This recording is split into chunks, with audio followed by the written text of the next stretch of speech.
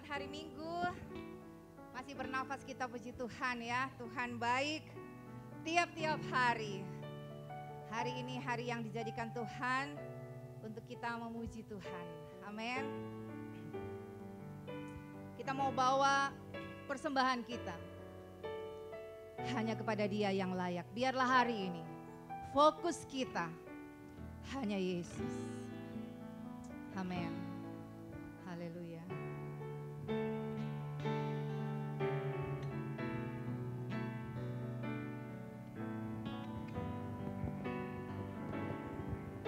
Yesus, kemuliaan-Mu, Tuhan, pulihkan hati kami, Tuhan.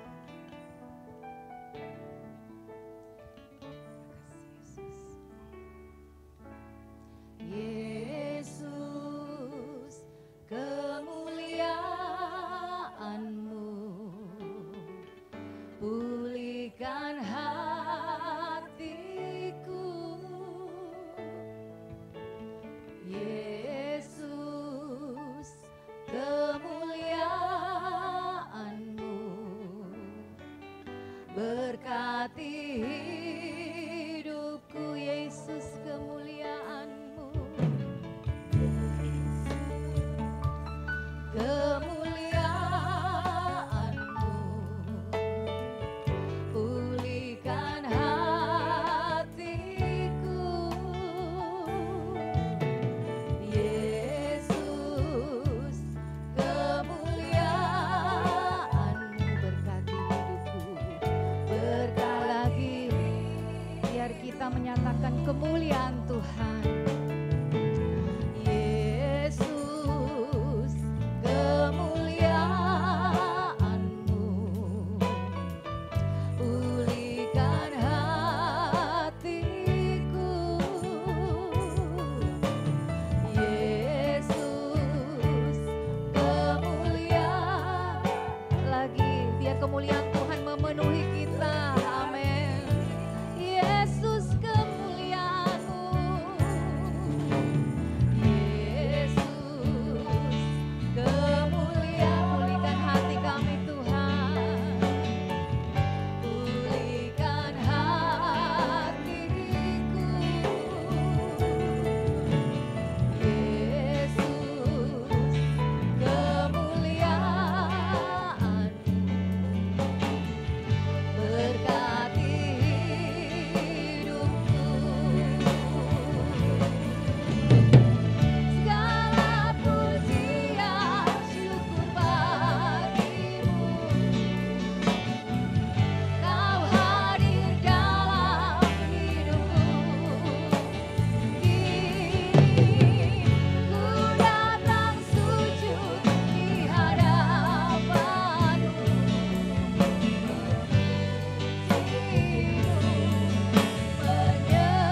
Menyembah-Mu, Yesus, ku menyembah-Mu.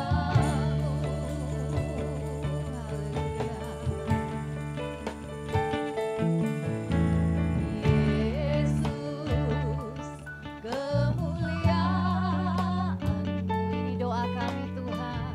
Pulihkan hatiku. Yesus, kemuliaan-Mu, berkati sekali lagi kemuliaan-Mu. Yesus, kemuliaan-Mu, pulihkan hatiku. Yesus, kemuliaan-Mu, berkah. Mari bangkit berdiri, bawa pujian kita kepadanya. Segala pujian syukur bagimu. Terima kasih Tuhan, Kau hadir dalam hidupku.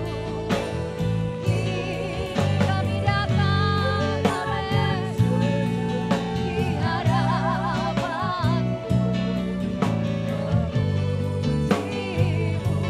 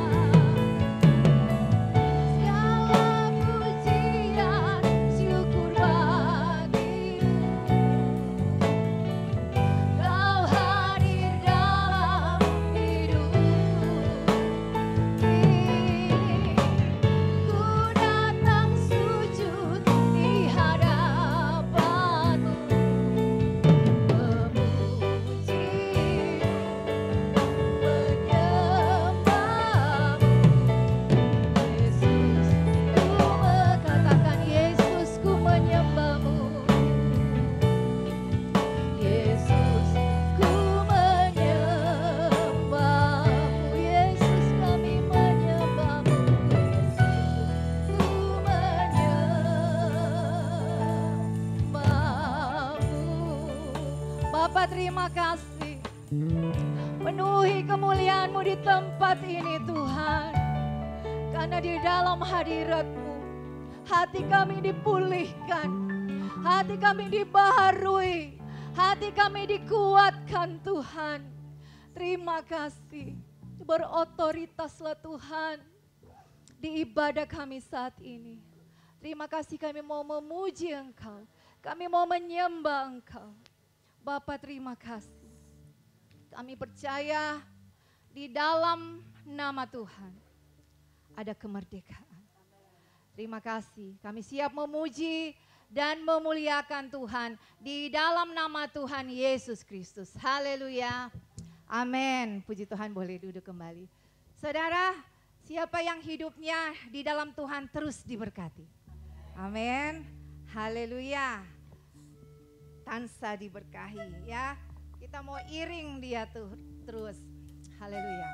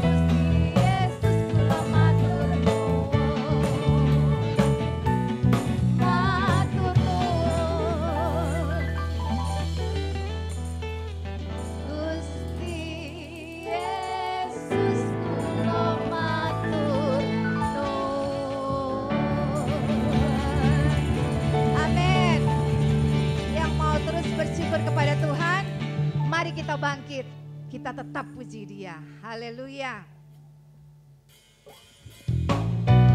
Serukan nama Yesus.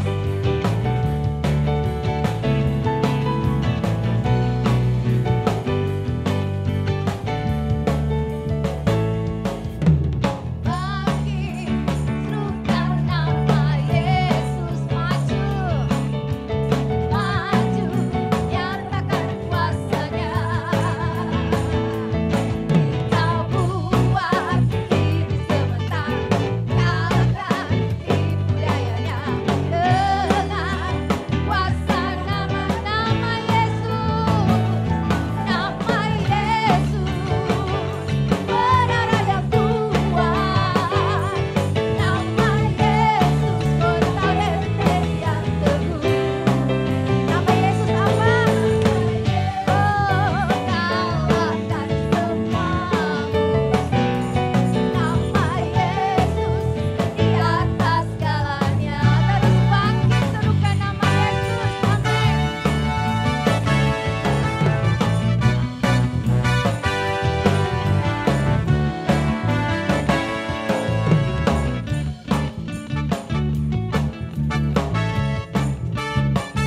Mari kita tetap serukan nama Yesus. Haleluya. Sama-sama. Bangkit, serukan nama Yesus. Maju, nyatakan kuasa-Nya, nama yang berkuasa.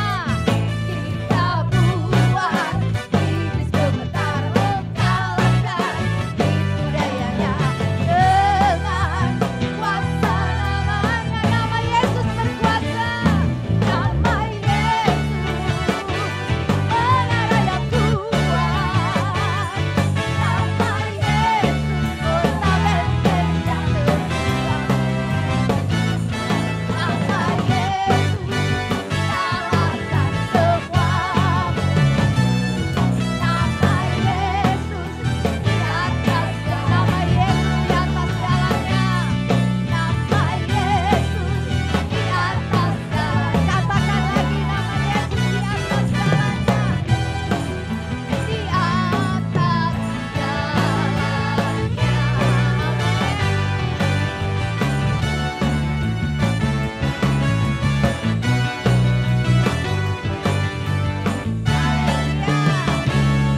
Mari kita bersorak-sorak, nama Yesus tetap berkuasa, amin. Apalagi buat saudara dan saya yang dipilih jadi umat Tuhan. Haleluya. Kita dipilih.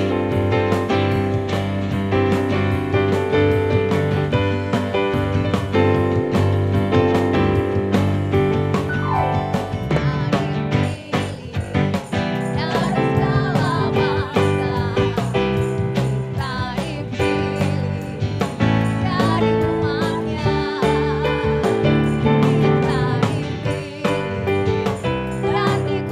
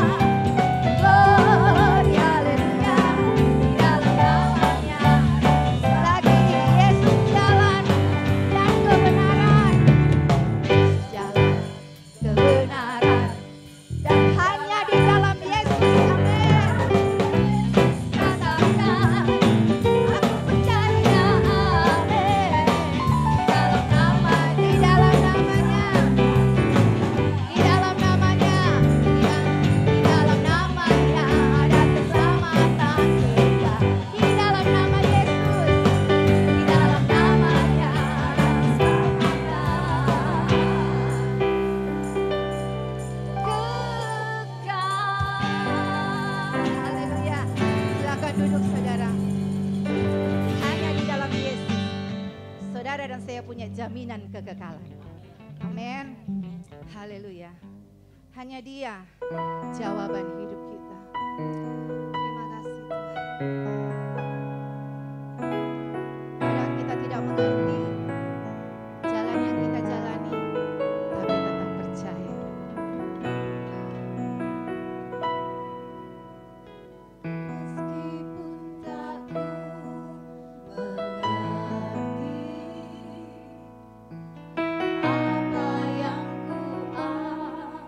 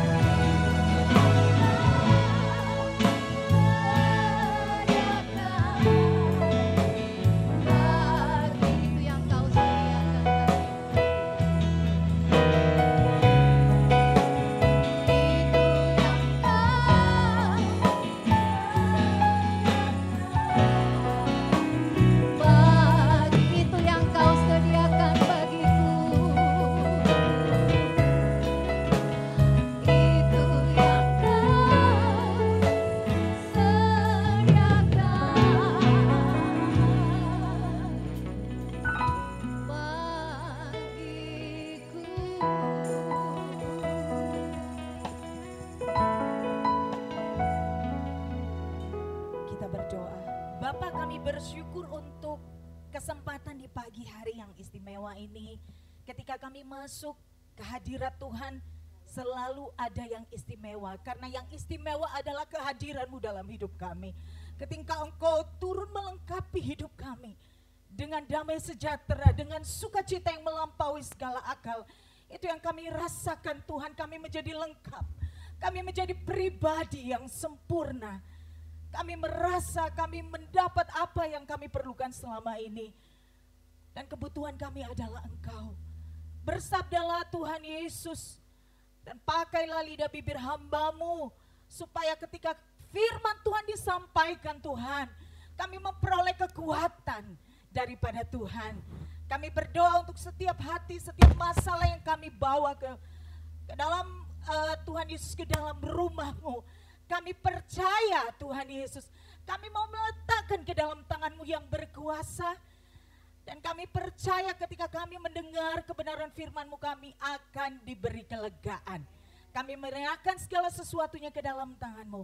Berkati telinga kami, berkati hati kami. Di dalam nama Tuhan Yesus, semua yang siap kita katakan, amin.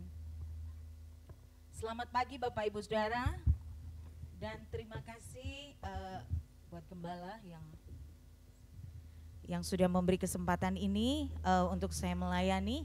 Dan terima kasih untuk jemaat Tuhan, puji nama Tuhan. Senang sekali ya karena saya sudah lama selalu hadir di ibadah sore. Kali ini kesempatan saya bertemu dengan saudara-saudara kembali di pagi hari ini. Masih semangat dan sukacita Bapak Ibu Saudara di tengah-tengah pandemi? Amin ya.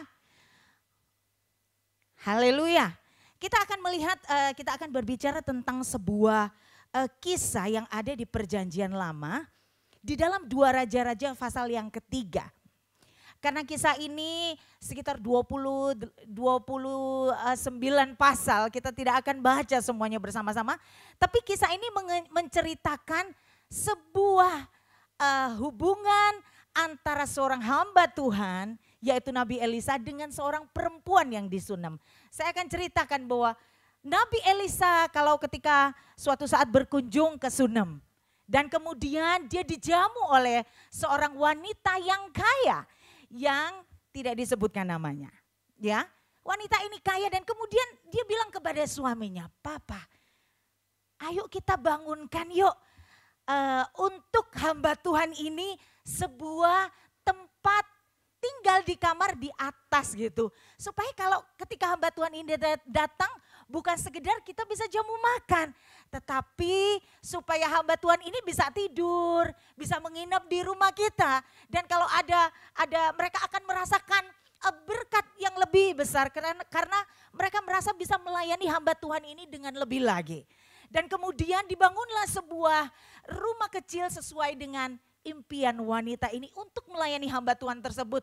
Ada sebuah bangunan yang didirikan di sana dan kemudian disediakan kasur, ada meja dan peralatannya sehingga hamba Tuhan ini bisa tidur. Suatu saat hamba Tuhan ini yang namanya Nabi Elisa yang kita sudah tahu terkenal banget kan, berkata, Bu, ibu ini kok susah-susah untuk kami. Coba ibu tolong katakan ya, karena tergerak rupanya hati Nabi Elisa melihat wanita ini adalah wanita yang kaya tapi mau melayani Tuhan dengan kekayaannya. Lalu dia tergerak, Bu, apa sih yang bisa aku lakukan untuk ibu? Lalu si Gehazi bilang, Pak, Nabi abdi Allah, itu wanita itu tidak punya anak. Suaminya juga sudah tua. Nah, disinilah tahu kebutuhan. Nah, kemudian hamba Tuhan ini berkata kepada abdinya yang namanya Gehazi, coba tolong panggil wanita Sunem itu. Lalu dipanggil nih ibu. Lalu hamba Tuhan ini tahu apa yang menjadi kebutuhan. Ketika dia kenali apa yang menjadi kebutuhan sekalipun itu tidak sempat dia sampaikan. Lalu dia berkata seperti ini kata-kata profetik dari Nabi Elisa. Tahun depan di waktu kurang lebih seperti ini, kira-kira seperti ini, engkau akan melahirkan seorang anak laki-laki. Jelas kata-kata nubuatannya seorang anak laki-laki. Dan benar juga, tahun depan wanita ini mengandung seorang anak dan melahirkan seorang anak laki-laki keluarnya. Lalu kita ingin tahu apa yang terjadi saudaraku. Apakah ini happy ending saudaraku? Karena ketika sudah punya anak, masalah belum selesai, ternyata punya anak itu gak cukup. Karena ketika dia menjadi besar, apa yang didapati? Ketika dia menyongsong ayahnya sedang bekerja di ladang. Lalu anak ini panggil, dia mau ketemu papanya tetapi dia bilang, aduh kepalaku sakit. Dan tiba-tiba anak ini jatuh saudaraku. Lalu papanya bilang coba bawa kepada mamanya. Karena bapak kerja ya, bawa tuh ke mamanya. Karena mama anak itu tanggung jawab ibu ya. Lalu dibawa kepada ibunya. Dan ketika apa yang terjadi dengan anak itu kita akan baca di dalam 2 Raja-Raja pasal yang ketiga ayat yang 2 Raja-Raja pasal 4 ayat yang ke-20. Setelah anak ini diangkat dan dibawa kepada ibunya, ayat yang ke-20, diangkatnyalah dia, anak itu, dibawanya pulang kepada ibunya. Duduklah ia di pangkuan ibunya sampai tengah hari. Mungkin dari pagi hari sampai tengah hari di bawah pangkuan ibunya. Tetapi sesudah itu ayat ini berkata apa? Mati. Apakah ayat ini selesai? Apakah ibu ini terima ketika anaknya mati? Dia menerima saja keadaan itu. Di sini kita akan melihat bahwa sebagai seorang ibu, pergumulan dia adalah ketika Tuhan sudah memberi saya sesuatu, saya sudah dipercayakan sesuatu oleh Tuhan. Saya tahu tidak mungkin rencana Tuhan sampai di sini. Seperti lagu yang kita nyanyikan tadi, WL membawa kita menyanyikan. Ada rancangan Tuhan di balik ini. Enggak mungkin, karena anak ini aku tidak minta. Bahkan dia berkata kepada hamba Tuhan itu, abdi Allah, jangan berdusta kepadaku. Karena dia sudah tahu suaminya sudah tua, dia sendiri seperti itu. Kalau dia diberi harapan kosong, dia tidak mau. Dan kemudian setelah anak itu mati saudaraku.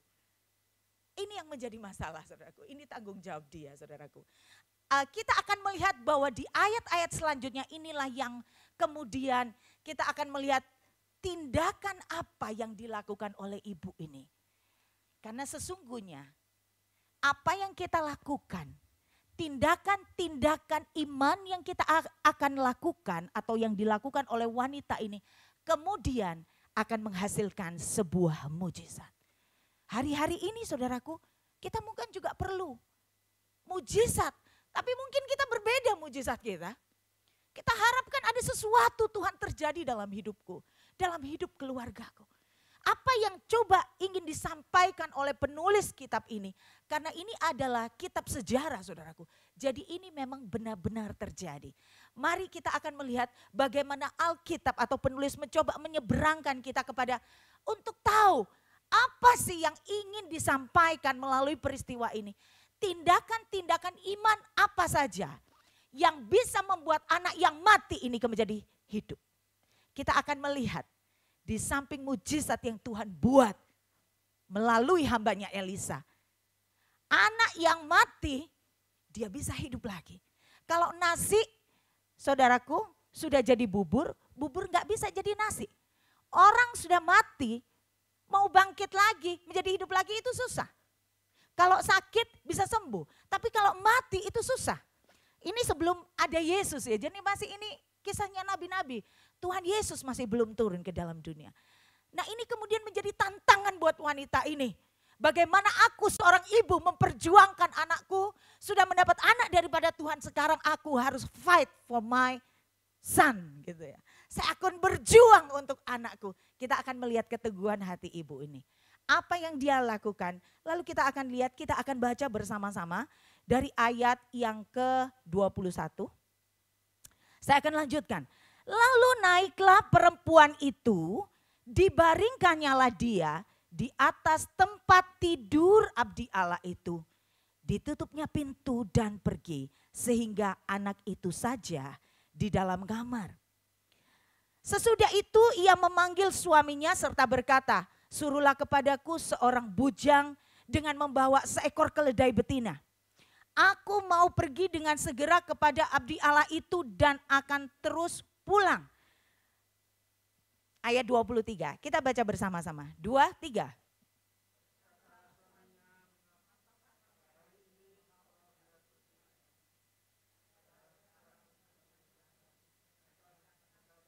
Jawab perempuan itu apa? Jangan khawatir. Selanjutnya, dipelanainya keledai itu dan berkatalah ia kepada bujangnya, tuntunlah dan majulah, jangan tahan-tahan aku dalam perjalananku kecuali apabila aku katakan kepadamu. Demikianlah perempuan itu berangkat dan pergi kepada abdi Allah di Gunung Karmel. Segera sesudah abdi Allah itu melihat dia dari jauh, berkatalah ia kepada Gehasi bujangnya itu, lihat perempuan Sunem itu datang. Ayo kita baca bersama-sama, 2, 3. Larilah menyongsongnya dan katakanlah kepadanya, selamatkah engkau, selamatkah suamimu, selamatkah anak itu? Jawab perempuan itu apa saudaraku? Selamat. Terus, dan sesudah ia sampai ke gunung itu dipegangnya kaki abdi Allah itu. Tetapi Gehasi mendekati hendak mengusir dia. Lalu berkatalah abdi Allah, biarkanlah dia. Hatinya pedih. Tuhan menyembunyikan ini daripadaku, tidak memberitahukannya kepadaku. Lalu berkatalah perempuan itu, adakah ku minta seorang anak laki-laki daripada tuanku? Bukankah telah kukatakan jangan aku diberi harapan kosong? Maka berkatalah Elisa kepada Gehasi, ikatlah pinggangmu, bawalah tongkatku di tanganmu dan pergilah. Apabila engkau bertemu dengan seseorang, jangan beri salam kepadanya. Dan apabila seseorang memberi salam kepadamu, janganlah balas dia. Kemudian taruhlah tongkatku ini di atas anak itu. Ayat 30 kita baca bersama-sama. 2, 3. Tetapi berkatalah ibu anak itu, dan demi hidupmu sendiri, apa yang keras? Sesungguhnya aku tidak akan meninggalkan engkau. Lalu bangunlah Elisa dan berjalan mengikuti perempuan itu. Ini adalah langkah-langkah iman. Kalau saudaraku sudah sering membaca ayat ini, saudaraku pasti tahu bahwa kemudian kisah ini berujung manis. Karena wanita ini telah melakukan serangkaian tindakan iman yang kita baru saja baca bersama. Serangkaian tindakan iman, maka anak itu kemudian berbuah menjadi kesembuhan atau mujizat. Anak itu mati dan kemudian menjadi hidup lagi. Ya saudaraku, tindakan iman apa? Tadi kita baca saudaraku. Anak ini dibawa oleh ibunya kembali ke ruang atas, ke tempat abdi Allah itu. Dia merasa saya tidak meminta anak ini, tapi anak ini adalah karunia dari Tuhan. Jadi ketika wanita ini mengalami persoalan, tindakan iman dia apa? Dia pertama-tama dia membawa persoalannya kembali kepada Tuhan. Sesungguhnya saya yakin sebagai, karena ayat ini sudah di awal dicatat, dia adalah wanita yang kaya. Apakah dia tidak mampu untuk dia pergi ke tabib? Saat itu enggak ada dokter ya, tabib sebutnya. Apakah dia, kalau namanya orang anaknya sudah mati, saudaraku kita membaca enak. Tapi kalau coba bayangin, posisi Anda, ibu-ibu dan saya di sini. Anak yang kita saudaraku sayangi, kita harapkan selama ini kemudian tiba-tiba mati. Gimana coba gambaran kita sebagai wanita? Saya pasti akan kalang kabut. Bapak ibu, ibu-ibu di sini pasti juga akan kalang kabut. Nangis mungkin gak karu-karuan. Jangan-jangan kita pasti akan salahin Tuhan. Aduh percuma ya aku ke gereja. Mungkin kita bisa bilang gitu. Percuma ayat selama ini aku beribadah apa yang aku dapat. Aku sudah support pekerjaan Tuhan. Aku sudah ikut melayani Tuhan. Aku sudah beri apa yang Tuhan mau. Aku memberi persepuluhan. Aku taat pada perintah Tuhan. Tapi apa yang aku dapati? Anakku mati. Sudah enggak gereja-gerejaan? Mungkin kita, sudah enggak ada ibadah. Sudah cukup. Kita mungkin marah, kita bisa seperti itu. Tapi wanita ini meskipun kaya, dia punya satu sikap iman yang baik. Kalau dia punya masalah, aku datang dan membawa persoalanku ke kaki Tuhan. dia baringkan anak itu ke ke tempat tidur abdi Allah. Dan kemudian dia langsung OTW ke tempat Nabi Elisa di Gunung Karmel. Saudaraku, hari-hari ini kalau kita, saudaraku, kita mungkin berkaca kepada diri kita. Kalau kita punya masalah, lalu kita kita punya doi yang banyak ya, uang yang banyak. Kita itu mau lakukan apa? Pertama, kita lari kepada Tuhan. Kalau muda-muda orang biasanya lari kepada Tuhan. Atau biasanya paling sulit dia lari kepada Tuhan. Atau kalau kita kaya saudaraku, kita bisa segera jujuk ke dokter. Kita bisa, tapi wanita ini percaya benar saudaraku. Karena dia tahu bahwa sumber anak ini adalah anak berkat. Anak ini adalah karunia Tuhan. Jadi ketika aku mengalami masalah, apakah dalam keluargaku, apakah dalam hidupku, dengan anakku, aku akan bawa kepada Tuhan. Hari-hari ini orang cenderung suka datang kepada manusia. Kalau ada masalah kita akan jujuk mungkin kepada orang tua kita. Kepada sesama kita. Tapi saya bersyukur karena wanita ini mengajarkan sesuatu. Biarpun kaya, aku tidak pernah bersandar pada kekayaanku. Tetapi aku terus bersandar kepada Tuhan. Coba kita baca Yeremia 17 ayat yang kelima. Ayat ini mengingatkan kita. Wanita ini tidak mau pergi kepada tabib atau kepada orang-orang pintar. Karena sudah mati dia merasa putus asa, dia udah kita bawa aja kepada dukun. Atau orang-orang istilah sekarang tuh paranormal ya. Tapi dia tidak. Karena ayat ini ada satu ayat yang menguatkan kita. Ayat ini berkata, beginilah firman Tuhan, terkutuklah orang yang mengandalkan manusia. Yang mengandalkan apa? Kekuatannya sendiri. Dan yang hatinya apa? Menjauh daripada Tuhan. Hari-hari ini kita diperhadapkan, kita mau mengandalkan manusia, atau kita mau mengandalkan sesama kita, atau kekuatan kita sendiri. Tapi saya katakan, kalau kita mengandalkan kekuatan kita sendiri, sedang kita sendiri nggak tahu seberapa usia kita. Sampai umur berapa kita dipercayakan Tuhan usia. Sampai seberapa lama kekayaan saya ini bisa terus. Sampai anak cucu bisa, kita nggak pernah tahu. Hari-hari ini orang-orang juga yang kaya pada kemudian tiba-tiba drop. Karena mereka salah menaruh investasi. Kemudian tiba-tiba saja nggak punya uang sama sekali. Dan kemudian tidak punya investasi apapun karena uangnya dipercayakan kepada investasi yang salah. Ini sudah terjadi. Karena dia percaya kepada planning manusia. Yang tidak mendatangkan apa-apa kecuali kerugian. Tapi orang bisa percaya. Dan kemudian kalau kita mengandalkan kekuatan kita sendiri seberapa saudaraku. Pada suatu hari kita nggak tahu tiba-tiba kita bisa sakit. Saya tidak tahu tiba-tiba Tuhan izinkan dalam hidup saya alami patah kaki. Bapak Ibu Saudara tahu kan saya 5 bulan patah kaki dan kemudian diam saja. Saya nggak pernah tahu, tapi saya yakin ada rancangan Tuhan di balik semuanya itu. Nah kalau kita saudaraku mengandalkan kekuatan kita, kita akan sia-sia. Karena ayat itu selanjutnya berkata. Ayat 6. Yeremia 17 ayat 6. Ia akan seperti semak bulus di padang belantara. Ia tidak akan mengalami datangnya keadaan baik. Kalau orang mengandalkan sesamanya manusia. Minta advice, minta petunjuk dari sesamanya kadang-kadang menyesatkan saudaraku. Justru kita tidak akan pernah mengalami datangnya keadaan baik. Karena mungkin kita salah advice dari orang. Kita salah memakai kekuatan orang, kita menganggap orang itu lebih kaya, lebih mampu daripada kita, ternyata kemudian kita dikecewakan.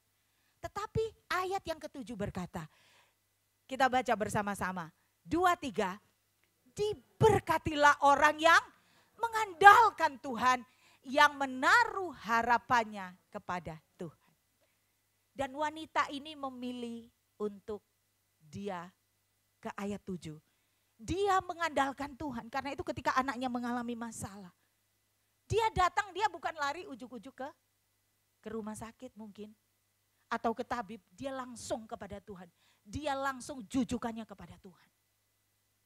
Inilah yang kemudian membawa dia kepada pintu mujizat. Hari-hari ini kita mau apa? Kalau kita mau andalkan kekuatan kita, kita akan hancur, cur, kita akan ludes, des, habis, bis.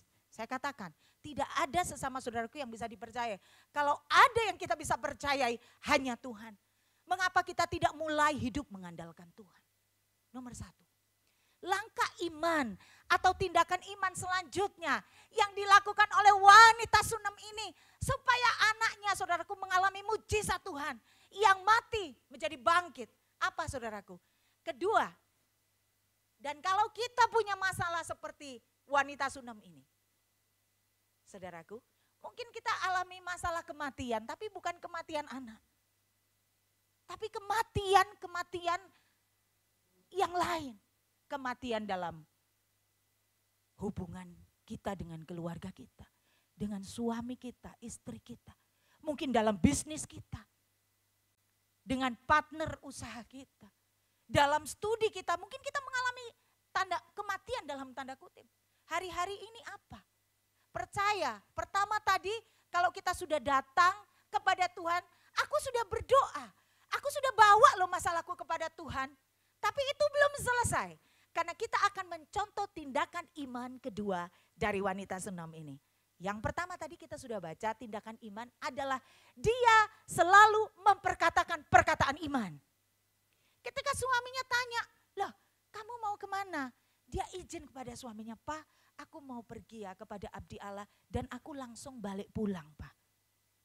Loh, lalu dia berkata ada satu ayat yang tadi kita baca bersama-sama, dia menenangkan hati suaminya. Suaminya kan bilang, padahal sekarang bukan bulan baru dan bukan hari Sabat. Kenapa kamu kok mengunjungi abdi Allah? Suaminya tidak diberitahu kalau anaknya sudah meninggal. Dia cuma berkata apa kepada suaminya? Ibu-ibu bisa katakan ini dengan keras. Kalau kita lagi alami masalah, ibu-ibu bisa nggak katakan ini kepada suaminya? Baca bersama sekali lagi. 2, 3. Jangan khawatir, Pak, jangan khawatir. Anak sudah mati, masih dibilang jangan khawatir. Ini saudaraku kalau kita pikir, ibu ini ya. Mungkin kita sendiri kalau saudaraku alami, saya ingin memposisikan diri saya sebagai wanita Sunem. Kalau saya itu terjadi pada anak saya, ini air mata sudah nggak karu-karuan, saudara, nggak tahu gimana, saudaraku. Tapi wanita ini kuat, ini refleksi dari imannya yang begitu besar. Papa, jangan khawatir. Saya Alkitab ini ingin menyeberangkan sesuatu yang menguatkan buat kita pagi ini. Bapak, ibu, saudaraku, papa bisa berkata kepada istrinya, Ma, meskipun saldo kita tinggal sedikit, Ma, jangan khawatir. Tepuk pundak istri Anda dan ajak berdoa. Ma, jangan khawatir. Itu perkataan iman, saudaraku. Ini bukan ngawur. Karena wanita ini percaya adalah sesuai Ibrani 11 ayat pertama, iman itu adalah dasar dari segala sesuatu yang kita harapkan untuk terjadi. Dan sekaligus dia adalah bukti dari segala sesuatu yang kita tidak lihat. Kalau hari ini saya belum melihat anak saya bangkit hidup, saya melihat anak mati, tetapi iman saya menuntut anak saya hidup. Iman saya mengharapkan anakku hidup kembali, bangkit kembali. Karena itu perkataan kita akan memproyeksikan masa depan kita. Kata-kata iman kita akan membentuk masa depan kita, menciptakan masa depan kita. Jadi kalau Bapak Ibu Saudaraku sakit apapun katakan, terima kasih Bapak, aku sudah sembuh. Di dalam nama Tuhan Yesus aku sudah sembuh. Bukankah itu juga yang dialami oleh Ibu Eli? Selalu Ibu Eli berdoa dan memberkati hidupnya sendiri. Meskipun Ibu Eli juga mengalami sesuatu. Tetapi Ibu Eli kerap mengucapkan kata-kata berkat untuk dirinya sendiri. Kita sebagai orang percaya, kita harus memproyeksikan masa depan apa sih yang kita ingin di depan kita. Anda perkatakan kata-kata iman yang akan kondusif. Yang kemudian akan mengarahkan masa depan Anda ke situ. Karena itu iman itu adalah dasar plus buktinya. Padahal belum terlihat. Tapi itulah yang Anda harus katakan. Jadi Bapak Ibu Saudara, kalau hari-hari ini diadakan mungkin kita mengalami banyak masalah. Kita harus berkata, saudaraku, terima kasih Tuhan. Mungkin aku punya masalah yang besar, tapi aku bersyukur karena aku punya Allah yang lebih besar daripada semua masalahku. Kita harus menguatkan istri kita. Suami-suami kuatkan istri Anda. Sehingga kalau istri Anda mendengar kata-kata iman, saudaraku, istri Anda nggak akan ngomel, diem langsung. Begitu suaminya mendengar, "Pak, jangan khawatir," papanya diem, papanya kembali kerja. Gak pernah tahu bahwa anak itu sudah mati. Papanya tenang, tenang apa bingung? Papanya tenang, karena mama sudah bilang, "Pak, jangan khawatir," kata-kata iman. Berarti saya memberkati keadaan saya juga tidak perlu khawatir karena di situ Tuhan ada di masa lalu saya, ada di masa kini saya, dan masa depan saya. Dan saya percaya, karena itu wanita itu tidak pernah mengatakan anakku mati. Karena dalam pandangan iman dia, proyeksi iman dia, anakku hidup. Anakku hidup. Hari-hari ini apa saudaraku? Saudaraku mengalami kematian apa? Itu yang saudaraku coba bangkitkan. Saudaraku harus berkata, "Pak, jangan khawatir. Mama, jangan khawatir. Kita punya Allah yang besar. Kita punya Allah yang hidup. Pak, ayo bangun kembali semangat kita, Pak." Baca firman Tuhan setiap hari. Berdoalah bersama-sama. Saya selalu menyarankan Bapak Ibu Saudara yang suami-suami tolong dibimbing keluarganya untuk bersekutu dengan Tuhan saat teduh bersama-sama. Tolong ajak, "Ma, ayo Ma, berapa lama kita ini harus mengalami kejadian seperti ini?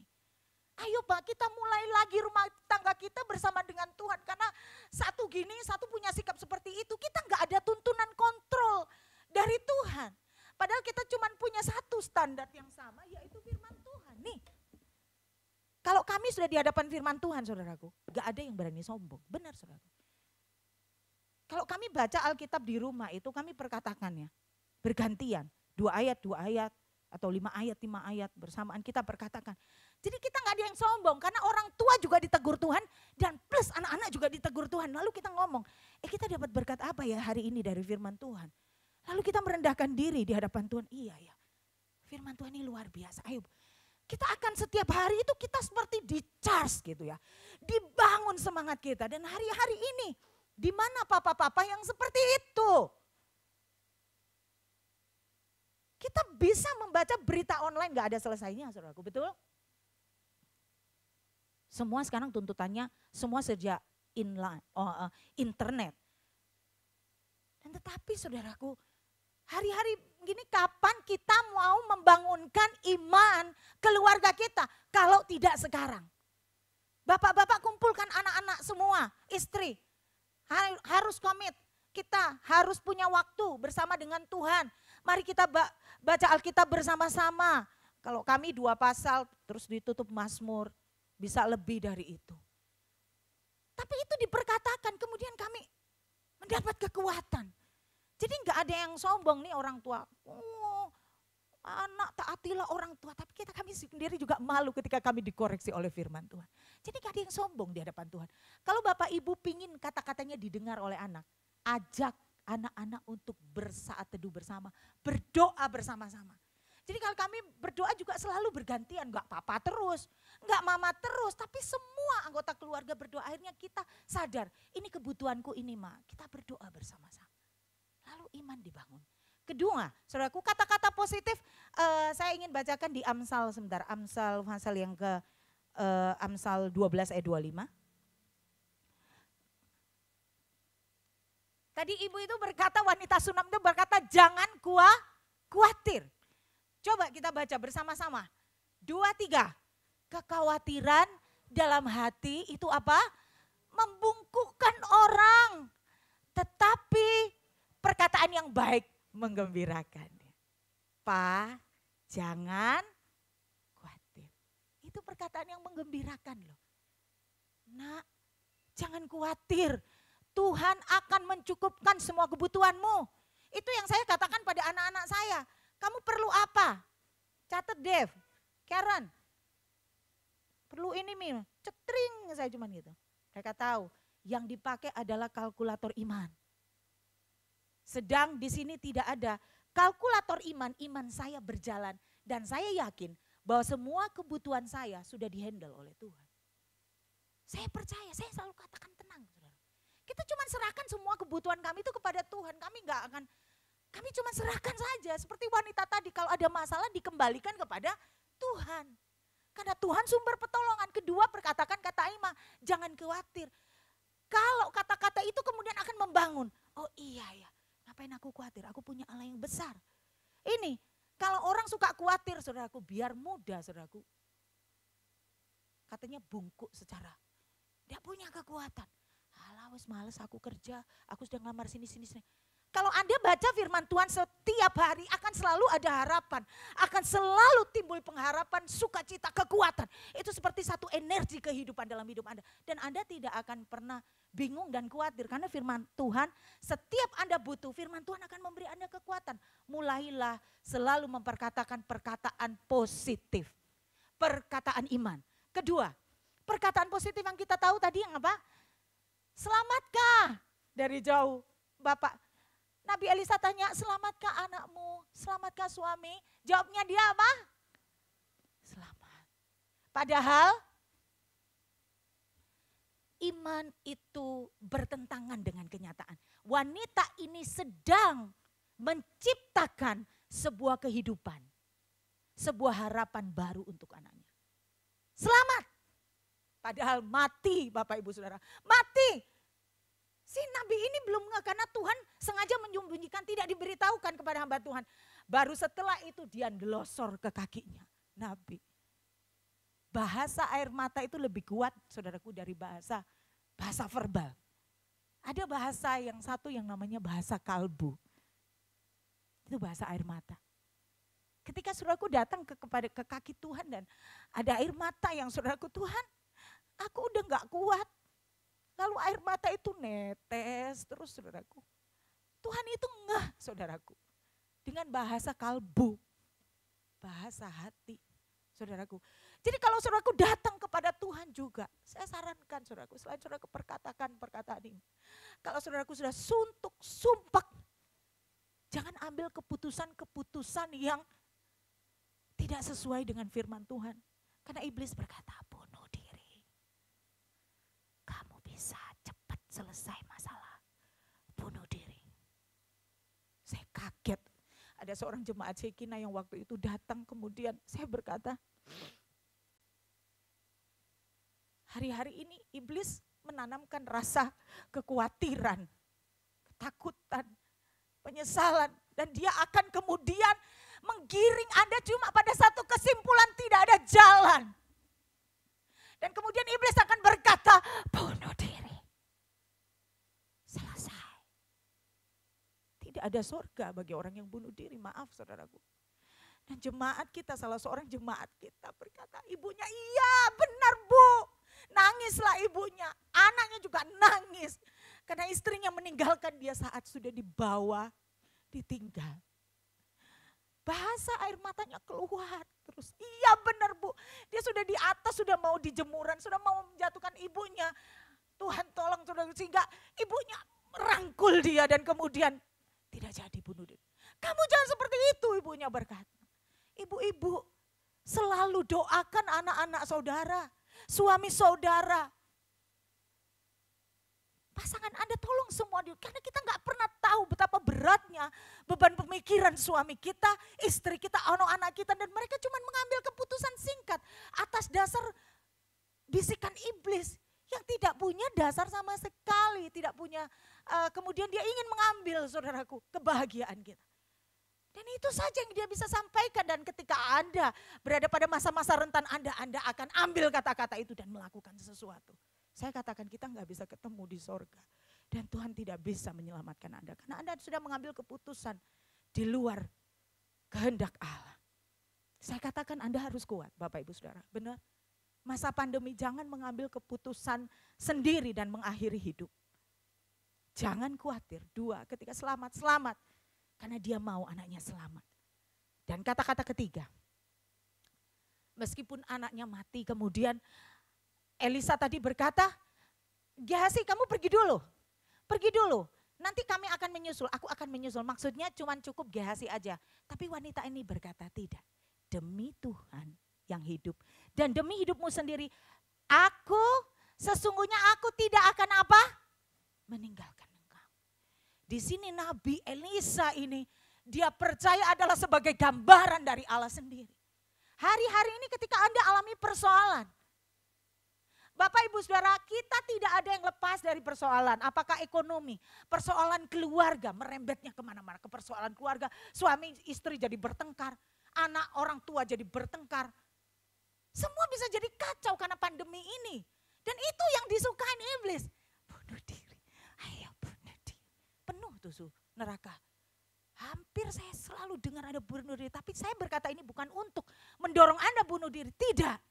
Tapi saya katakan di dalam Yesus selalu ada yang pasti, ada jalan keluar. Jangan ambil keputusan sendiri. Dan lalu berkata, Tuhan kalau kita kembali ke ayat ini tadi berkata, sesungguhnya aku tidak akan meninggalkan engkau. Ada banyak orang di masa ini yang kemudian dalam kesusahan hidupnya dia berkata, gak gereja-gerejaan, gak ibadah-ibadan, gak jadi orang Kristen, beres. Karena Tuhan sudah meninggalkan saya. Percuma saya dikasih anak kemudian hari ini anakku mati. Tapi wanita ini berkata tidak, sesungguhnya aku tidak akan meninggalkan engkau. Dalam arti dia punya iman, aku sekali Yesus tetap Yesus. Itu yang dia mau katakan, aku akan percaya kepada Allah. Aku tidak akan meninggalkan Allah sekalipun anakku mati. Atau aku tidak akan meninggalkan Tuhan. Apapun masalah yang aku hadapi saat ini. Hari-hari ini saudaraku, Anda punya komit gak seperti itu? Aku mau, apapun masalah yang terjadi dalam hidupku, aku tidak akan meninggalkan Yesus. Wanita itu, aku tidak akan meninggalkanmu. Sebab dia tidak mau melepaskan nabi ini yang adalah gambaran dari Tuhan. Dia percaya kalau nabi ini yang menubuatkan anak ini ada, nabi ini juga harus bertanggung jawab. Dan kita percaya saudaraku, kalau Tuhan sudah membuat kita ada sampai saat ini, memberi kita kesehatan. Kalau ada masalah apa-apa saudaraku, kita larinya kepada Tuhan. Kita perkatakan kata-kata positif dan jangan pernah tinggalkan Tuhan di masa pandemi. Amin. Sesungguhnya aku tidak akan meninggalkan engkau. Saudaraku, dan kemudian apa yang terjadi? Elisa datang dan Elisa dikatakan, bangunlah Elisa dan berjalan mengikuti perempuan itu. Kalau punya iman tuh yang kekeh seperti ini saudaraku. Jangan kita sudah kena masalah dikit sudah, kita ninggalin Tuhan males jadi orang Kristen. Kita belum melakukan yang terbaik, kita ngapain kita tinggalkan Tuhan. Justru di luar Tuhan tidak ada harapan yang pasti. Hanya di dalam Tuhan ada pengharapan. Ayo kita lari mendekat kepada Tuhan. Suami-suami ayo rangkul istri dan anak-anak. Ayo nak, kita baca Alkitab bersama-sama yuk. Kita beroleh kekuatan dari Tuhan yuk. Ayo sediakan waktu. Kalau anak kita ngantuk, saat teduh itu saudaraku di kamar anak aja. Sampai dia mendengar, belajar, mendoakan setiap kebutuhan juga. Oke saudaraku, hari ini ingin diseberangkan dan kemudian apa yang terjadi setelah Elisa, saya akan bacakan bahwa Elisa ayat 32, dan ketika Elisa masuk ke rumah ternyata anak itu sudah mati dan terbaring di atas tempat tidurnya. Yang dikatakan selamat ternyata sudah mati. Dan kemudian Elisa melakukan sesuatu sesuai dengan petunjuk Tuhan yang diilhamkan Tuhan kepada dia. Dia membaringkan tubuh di atas anak itu, ya. Di atas anak itu, hidungnya di atas hidungnya. Wajahnya di atas wajahnya anak itu yang mati, sehingga anak itu menjadi panas badannya. Dan kemudian dia jalan ke rumah, ke sana, ke sini. Lalu dia membaringkan diri lagi di atas anak itu, dia transfer energi. Karena di dalam Nabi Elisa ada roh kehidupan. Ini yang sedang ditransfer oleh Nabi Elisa. Selain iman dari ibunya, Tuhan memakai nabinya untuk saudaraku, untuk melakukan mujizat kesembuhan. Dan memang kemudian yang terjadi adalah saudaraku di ayat yang ke-35. Ya. Ayat 34, lalu ia membaringkan dirinya di atas anak itu dengan mulutnya di atas mulut anak itu dan matanya di atas mata anak itu. serta telapak tangannya di atas telapak tangan anak itu, dan karena ia meniarap di atas anak itu, maka menjadi panaslah badan anak itu.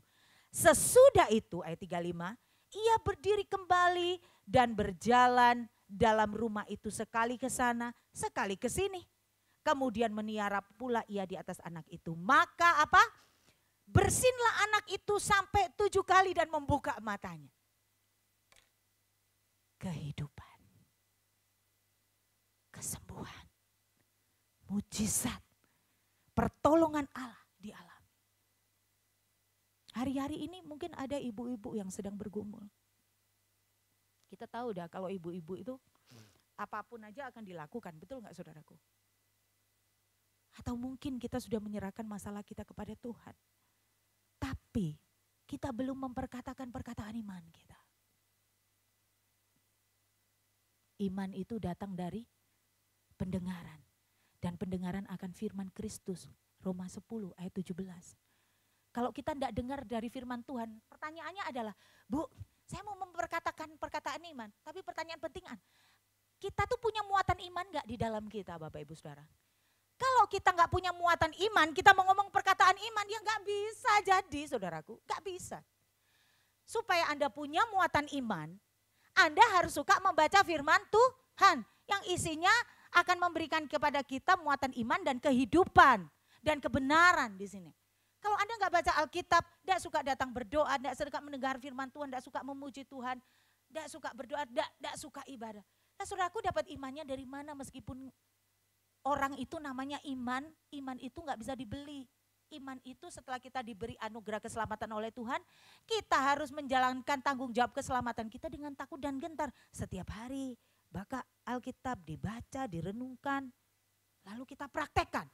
Kalau enggak gitu iman saudaraku mati. Karena itu mulai hari ini ketika saudaraku pulang, perkatakan selalu perkataan iman. Itu adalah perkataan positif, itu pasti menggembirakan.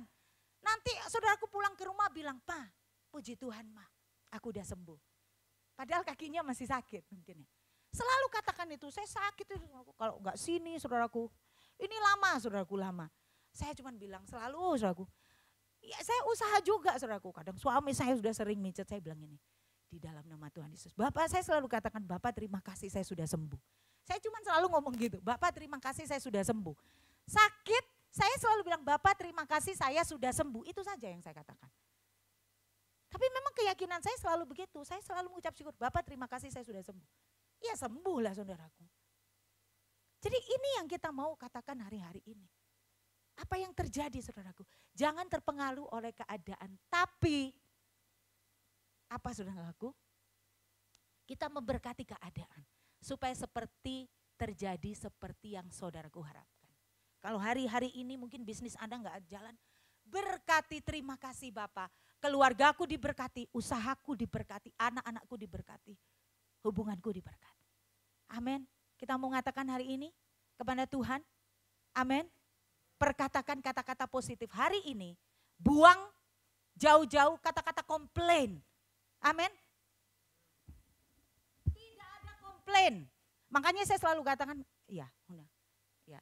Saya katakan pada suami saya, kadang suami saya keceprot ngomong, saya bilang, Pak, perkatakan kata-kata positif. Hati-hati. Keceprot lagi kadang, tapi kemudian suami saya ingat. Dan saya juga akan ingat, oh iya, saya jangan-jangan keceprot ya ngomongnya. Kita harus seperti itu, saudaraku. Kalau kita kalau kita mengatakan hal yang buruk juga yang akan terjadi.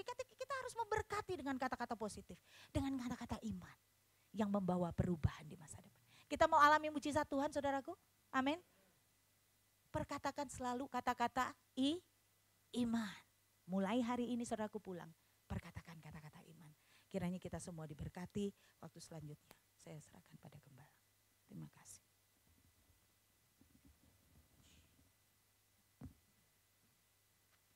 Jadi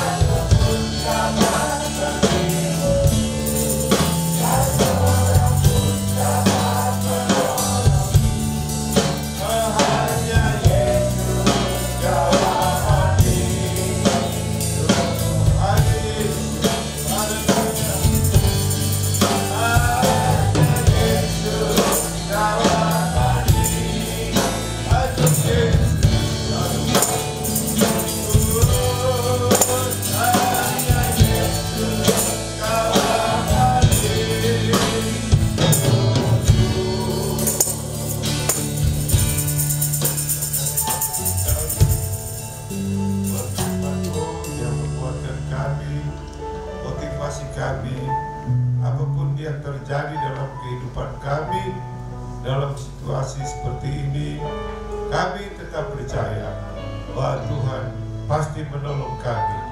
Seperti seorang ibu ini yang kehilangan anak satu-satunya. Tapi Tuhan, Engkau Allah yang hidup dan berkuasa.